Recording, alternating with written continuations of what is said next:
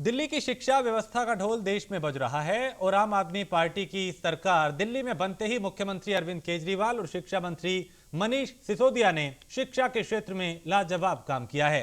अब देश की शिक्षा नीति संवारने की दिशा में आम आदमी पार्टी ने काम करना शुरू कर दिया है और इसी के मद्देनजर दिल्ली के मुख्यमंत्री अरविंद केजरीवाल ने प्रेस कॉन्फ्रेंस कर वर्चुअल स्कूल की शुरुआत की है। इस दौरान मुख्यमंत्री ने कहा कि वर्चुअल स्कूल से हम देश के सभी तबके तक शिक्षा पहुंचाने में कामयाब होंगे। देश का हर बच्चा पढ़ लिख कर आगे बढ़ेगा। आज हम देश का पहला वर्चुअल स्कूल चालू करने जा रहे हैं। एक साल पहले हमने ऐलान किया था कि हम देश का वर्चुअल स्कूल बनाएंगे। बहुत सारे ऐसे बच्चे हैं जो स्कूल नहीं जा पाते, गांव में स्कूल नहीं है या स्कूल बहुत दूर है, दूसरे गांव में स्कूल है, जा नहीं सकते, बीच में नदी पड़ती है। ऐसी बहुत सारी बेटियां हैं हमारे समाज के अंदर। जिस तरह से लड़कियों की एजुकेशन को लेके लड़कियों की एजुकेशन, कई सारे पेरेंट्स लड़कियों को पढ़ाते नहीं हैं क्योंकि वो बाहर नहीं भेजना चाहते। तो ऐसी बच्चियां जो घर में हैं वो घर बैठ के एजुकेशन कर सकती हैं। ऐसे बहुत सारे बच्चे हैं जो काम पे लग जाते हैं, बचपन में होना नहीं चाहिए पर काम पे लग जाते हैं। ऐसे सारे बच्चों तक, आखिरी से आखिरी बच्चे तक शिक्षा पहुंचाने के लिए हमने ये शुरू किया। और भारतीय जनता पार्टी ने दिल्ली के मुख्यमंत्री अरविंद केजरीवाल और उप मुख्यमंत्री मनीष सिसोदिया के उन आरोपों की फॉरेंसिक जांच कराने की मांग की है जिनमें उनकी तरफ से दावा किया गया था कि राजधानी की प्रमुख विपक्षी पार्टी ने आम आदमी पार्टी के विधायकों को पाला बदलने के लिए रुपयों की पेशकश की। दिल्ली के साथ बीजेपी सांसदों ने उपराज्यपाल वीके सक्सेना को इस संबंध में एक पत्र लिखा है और उचित कदम उठाने की मांग की है। इस दौरान बीजेपी सांसद ने आम आदमी पार्टी को लेकर क्या कुछ कहा, उन्हें सुनते हैं। हम चाहते हैं स्पष्ट करो, भारतीय जनता पार्टी न तो कुछ छुपाती है और ना तो किसी को छुपाने का मौका देगी। सवाल है शराब घोटाले का। आप शराब घोटाले की जगह लगातार स्टैंड बदलते गए डाइवर्ट करने के लिए। अब समय आ गया है कि ये जो अटेंशन डाइवर्ट करने की दुर्भावनापूर्ण कोशिश की गई है, कहां से अटेंशन डाइवर्ट करना था? लीकर स्कैम से, शराब घोटाले से डाइवर्ट करो अटेंशन। क्लासरूम में हुए घोटाले से डाइवर्ट करो अटेंशन। हमसे मीडिया के लोगों ने भी बार बार पूछा, रमेश वर्मा जी से भी पूछा, रमेश बिदुड़ी जी से भी पूछा, हंसराज जी, सब गौतम गंभीर, हर्षवर्धन जी, मीनाक्षी जी, संजय अमृत, सबसे पूछा गया है। हमने पहले अपनी सारी बात कही, लेकिन अब हम माननीय एलजी महोदय के पास चिट्ठी लिख के गए हैं कि हम सभी एमपी बीजेपी के हम एग्रीड है इस बात पे कि जो डिफेमेटरी सब्सटेंशिएटेड एलिगेशंस लगाए गए हैं, इसकी जांच फॉरेंसिक हो जाए ताकि दिल्ली की जनता को पता चले कि ये जो दिल्ली की गद्दी पर भोली भाली सूरत लेके बैठ गए अरविंद केजरीवाल एंड गैंग हैं, वो कितने बड़े झूठ को फैलाने में लगे हुए। और मनोज तिवारी के बयान पे आम आदमी पार्टी के राज्यसभा सांसद और यूपी प्रभारी संजय सिंह ने बीजेपी को आड़े हाथों लिया। संजय सिंह ने कहा कि बीजेपी सरकार गिराने में सीरियल किलर बन चुकी है, लेकिन दिल्ली में इनका ऑपरेशन लोटस फेल हो गया। अरे भोला बालक भाजपाइयों, तुम्हारी पार्टी के बारे में कहा जाता है कश्मीर से लेके कन्याकुमारी तक रात को जब विधायक सोता है तो मां कहती है बेटा सो जा वरना अमित शाह आ जाएगा। मां कहती है बेटा सो जा वरना अमित शाह आ जाएगा। पूरे देश में विधायकों की खरीद फरोख्त करके लोकतंत्र की हत्या करने का काम एक सीरियल किलर बन गई है भारतीय जनता पार्टी। भारतीय जनता पार्टी वो पार्टी है जिसने एक नहीं कई राज्य सरकारों की हत्याएं की हैं और मुझे अफसोस है कि दिल्ली में जब उनका ऑपरेशन लोटस फेल हो गया, दिल्ली में जब विधायकों को खरीद फरोख्त करने, पार्टी तोड़ने की ऑपरेशन लोटस की प्रक्रिया फेल हो गई, तो कह रहे हैं इसकी जांच कराओ, जांच कराओ। आम आदमी पार्टी आज मांग करती है कि जांच कराओ। अरे और खबर दिल्ली से है, जहां वर्ल्ड बैंक ने भारत के कोरोना मैनेजमेंट की तारीफ की है और वर्ल्ड बैंक की रिपोर्ट के मुताबिक भारत ने सही वक्त पर सही कदम उठाए। वर्ल्ड बैंक ने कहा कि भारत के हर राज्य में कोरोना फैला, कई मंत्रालयों ने मिलकर इंटर मिनिस्ट्रियल ग्रुप बनाया और काम किया, टेस्टिंग से लेकर पीपीई किट तक तैयार की और भारत में टेस्टिंग क्षमता को बढ़ाया गया। सभी राज्यों में कोरोना के सही फैलाव का आकलन किया गया और फिर उस पर कंट्रोल किया गया। तो टेस्टिंग से लेकर पीपीई किट तक हर सामान भारत में बनने लगा और भारत में टेस्टिंग क्षमता को बढ़ाया गया। तो सभी राज्यों में कोरोना के सही फैलाव का आकलन भी सही वक्त पे किया गया और सभी राज्यों में बेहतर तालमेल का उदाहरण है कि भारत ने बेहतर तरीके से कोरोना पे कंट्रोल किया।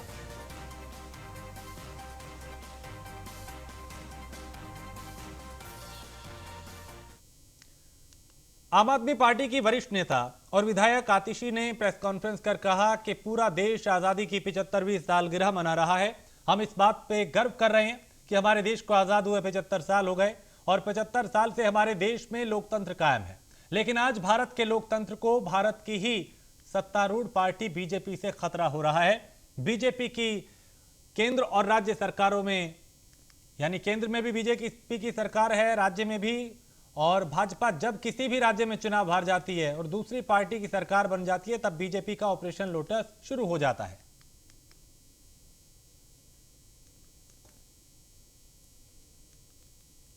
जो ऑपरेशन लोटस की हमने शिकायत दी है वो सीबीआई ने रिसीव करी है।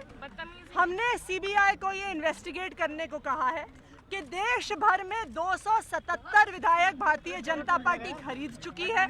40 विधायक आम आदमी पार्टी के खरीदने की तैयारी थी। इसलिए ये घोटाला 6300 करोड़ का है। इस घोटाले की जरूरत।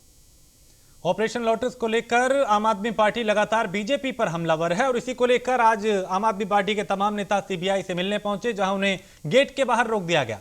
इस पर न्यूज वन इंडिया ने राज्यसभा सांसद संजय सिंह से बात की। संजय सिंह ने क्या कुछ कहा, उन्हें सुनते हैं।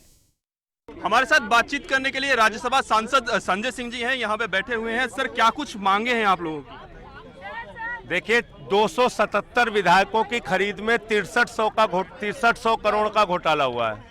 ये इसकी जांच होनी चाहिए। पूरे देश के अंदर जो विधायकों की खरीद फरोख्त हुई है, इसी मांग के लिए हम लोग यहाँ पे आए। सर, सीबीआई के कई अधिकारी भी कुछ आप लोगों से बातचीत करने के लिए आए हुए थे। अभी शिकायत देने के लिए लोग गए हमारे। सर, जिस तरीके से भारतीय जनता पार्टी ने तमाम तरीके के आरोप, भारतीय जनता पार्टी लगातार प्रेस कॉन्फ्रेंस कर रही है, कभी शराब घोटाले को जिक्र कर रही है। सीरियल किलर पार्टी है, उसकी बात मत कीजिए। वो भारतीय खोखा पार्टी है। पूरे देश में विधायक खरीद रहे हैं, ऊपर से शिकायत कर रहे हैं। वो शिकायत करने लायक बचे हैं। अब गब्बर सिंह शिकायत करेगा। सर, कब तक प्रदर्शन करेंगे आप? अभी शिकायत दे के आने दीजिए। बिल्कुल। तो यहाँ पे आप साफ तौर पे देख रहे हैं किस तरीके से यहाँ पे आम आदमी पार्टी के तमाम विधायक और जो सांसद हैं वो यहाँ पे विरोध प्रदर्शन कर रहे हैं और यहाँ पे साफ तौर पे लिखा हुआ है ऑपरेशन लोटस की सीबीआई जांच कराओ। भाजपा के पास 6300 करोड़ कहाँ से आए? और ये जो पोस्टर है जो हाथों में आप देख रहे हैं, और निश्चित तौर पे जिस तरीके से यहाँ पे आप देखिए बैरिकेटिंग लगाया गया है और तमाम जो विधायक हैं आम आदमी पार्टी के वो यहाँ पे पहुंचे हुए हैं। और एक ही मांग है, चूंकि कुछ विधायक, चाहे हम आतिशी की बात करें, वो अंदर गई हुई हैं और सीबीआई के कुछ अधिकारी निश्चित तौर पे आए हुए थे और अपनी मांगों को रखेंगे। उसके बाद यहाँ से संभव है कि आम आदमी पार्टी के तमाम विधायक यहाँ से हटें। वीडियो हिमांशु के साथ पीयूष तिवारी, नई दिल्ली। ऑपरेशन लोटस को लेकर दिल्ली के सीबीआई से मिलने पहुंचे आम आदमी पार्टी के तमाम नेता, लेकिन पुलिस ने बैरिकेटिंग कर सभी को बाहर ही रोक दिया। इस दौरान आम आदमी पार्टी के नेता संजय सिंह ने बीजेपी पे आरोप लगाते हुए कहा कि जब बीजेपी के लोगों को मिलना होता है तब वो मिलते हैं, और आज हम लोग उनसे बीजेपी के खिलाफ आवाज उठाने लगे तो हमें दिल्ली पुलिस के द्वारा रोक दिया गया।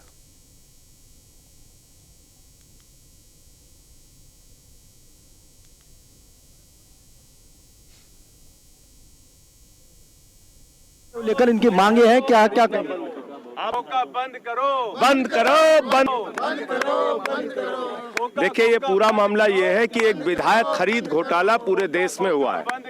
6300 करोड़ रुपए उसमें लगा है। 277 विधायक खरीदे गए, कई राज्य सरकारें गिराई गई, और वही काम आज झारखंड में भी चल रहा है। तो आप मुझे बताइए, इसकी जांच करनी चाहिए नहीं करनी चाहिए? ये सब 3-3, 4-4 लाख लोगों ने चुन के भेजा है इनको। बीजेपी के वार्ड अध्यक्ष से सीबीआई मिल लेती है, विधायकों से नहीं मिल रही है।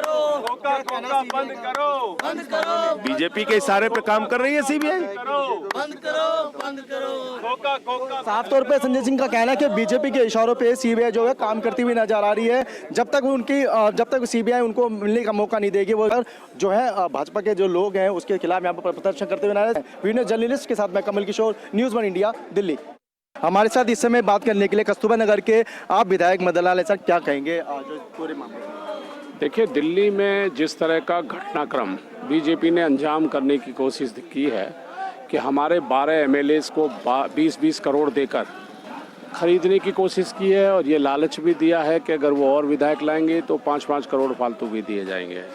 उन्होंने 40 विधायकों को खरीदने की एक नाकाम कोशिश की है। इसके अलावा अगर आप देखो तो देश में उन्होंने कई राज्यों में सरकार जहां लोगों ने नहीं चाही थी, वहां भी उन्होंने एमएलएस खरीद के सरकार बनाई है। ऐसे 277 एमएलएस हैं जो आज के दिन बीजेपी की पार्टी में चले गए हैं। ये जो खेल है खरीदने का, पैसे देके एमएलए खरीदने का और फिर सरकार बनाने का, आफ्टर ऑल ये कब बंद होगा? तो हम चाहते हैं कि सीबीआई इसकी इंक्वायरी करे। पूरे देश के लोगों में जहाँ जहाँ सरकारें बदली गई हैं, जहाँ जहाँ बीजेपी ने क्लियर मैंडेट न होते हुए भी सरकार बनाई है और दूसरी पार्टी के एमएलए अपने साथ मिलाए हैं, हम चाहते हैं उन सबकी जांच होनी चाहिए। सदन में भी उप मुख्यमंत्री मनीष सिसोदिया ने भी 3 सवालों का जवाब मांगा था, क्या कहेंगे बीजेपी? देखिए, मैं फिर वही कह रहा हूँ कि हम केवल चाहते हैं कि सीबीआई इसमें इंडिपेंडेंट तरीके से जाँच पड़ताल करे। तो साफ तौर पे कहना है कि आप जिस तरीके से आप विधायक बता रहे हैं कि सीबीआई उनकी जांच करे, जिस तरीके से जो है उनके विधायकों को खरीदने की यहाँ पे कोशिश की जा रही थी। वीडियो जर्नलिस्ट के साथ मैं कमल किशोर, न्यूज़ 1 इंडिया, दिल्ली। और दिल्ली के पहाड़गंज में आज सुबह बदमाशों ने युवक की आंख में मिर्ची का पाउडर डाल दिया और लाखों का माल लूटकर फरार हो गए। पूछताछ में पता चला कि पीड़ित युवक के पास 2 बैग थे जिनमें जेवरात और कीमती सामान था। युवक इन बैग को चंडीगढ़ और लुधियाना ले जा रहा था। फिलहाल पुलिस ने मामला दर्ज कर आरोपियों की तलाश शुरू कर दी है। सुबह 4 से 5 लोग आए थे और अंदर से 2 जिनका सामान था वो लेके जा रहे थे। तो यहाँ पे कोरियर वाले थे, तो उनकी आंखों में मिर्च डाल के वो लूट के ले गए। कितने बजे की घटना है? सुबह 4:30 बजे की। कितने लोग थे? 4 से 5 लोग थे।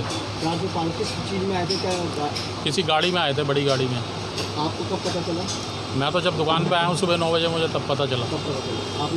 हाँ, मैं यहीं रहता। और राजधानी दिल्ली की थाना मॉडल टाउन पुलिस टीम ने एक चोरी के मामले को सुलझाते हुए चोर और चोरी के सामान को खरीदने वाले शख्स को गिरफ्तार किया। पुलिस ने आरोपियों से करीबन 55 लाख के सोने के जेवरात और 6 घड़ियां बरामद की। फिलहाल पुलिस आरोपियों पर मुकदमा दर्ज कर आगे की कार्रवाई कर रही है।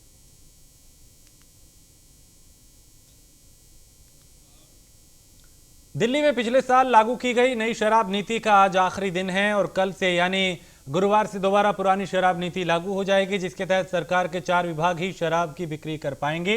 स्टॉक खत्म करने के लिए शराब की दुकानों पे एक के साथ एक फ्री बोतल का ऑफर दिया जा रहा है, जिसके लिए लोगों की भारी भीड़ ठेकों पे लगी।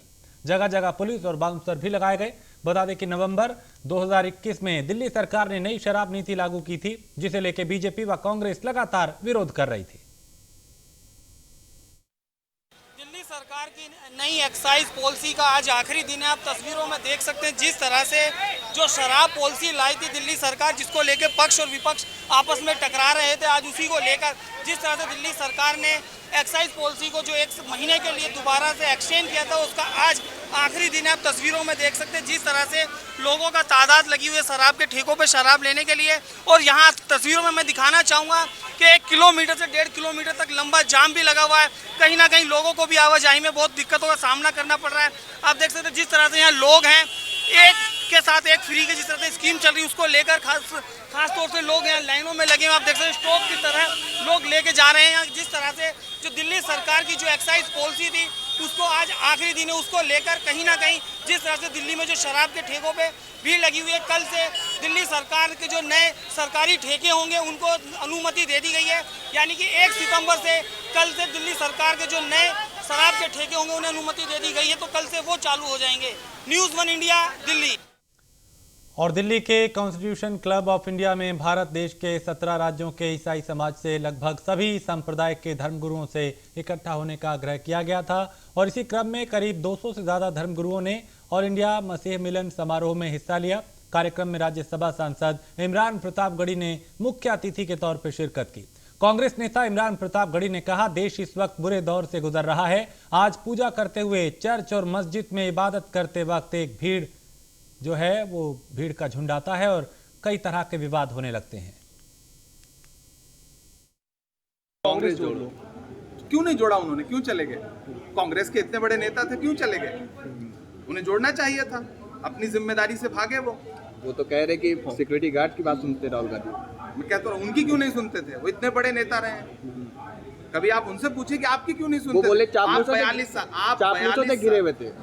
साल आप पदों पर थे, आप कह रहे हैं कि राहुल जी सिक्योरिटी गार्ड की या फिर किसी पीए की सुनते हैं। जब आपको नेता प्रतिपक्ष बनाया जा रहा था, जब आपको राज्यसभा भेजा जा रहा था, जब आपको मुख्यमंत्री बनाया जा रहा था, तब किस गार्ड के कहने पे बनाया गया? 5 जब पन्नों से उन्होंने इस्तीफा दिया, इसमें सबसे ज्यादा टारगेट सर राहुल गांधी को किया गया। इसका ये भारतीय जनता पार्टी सबसे ज्यादा घबराई भी तो राहुल गांधी से है, तो इस तरह के अस्त्र छोड़े जा रहे हैं। और गणेश चतुर्थी के शुभ अवसर पे पूरे देश में गणपति की स्थापना की जा रही है। इनकी स्थापना के साथ ही पूरे देश में गणेश जन्मोत्सव मनाया जा रहा है। दिल्ली स्थित महाराज सदन में भी भगवान श्री गणेश की स्थापना की गई। इस मौके पे न्यूज़ 1 इंडिया संवाददाता ने पुजारी से बात की। देश के अलग अलग इलाकों में आज गणेश चतुर्थी मनाई जा रही है और इस वक्त हम ओल्ड महाराज सदन में मौजूद हैं और यहाँ पे आप देखेंगे भगवान श्री गणेश यानी गणपति यहाँ पे मौजूद हैं, विराजमान हैं और यहाँ पे पूजा पाठ किया गया है। लगातार जो श्रद्धालु हैं वो यहाँ पे पहुँचने अब शुरू हो गए हैं। हम बातचीत करते हैं, पंडित जी हम खुद मौजूद हैं।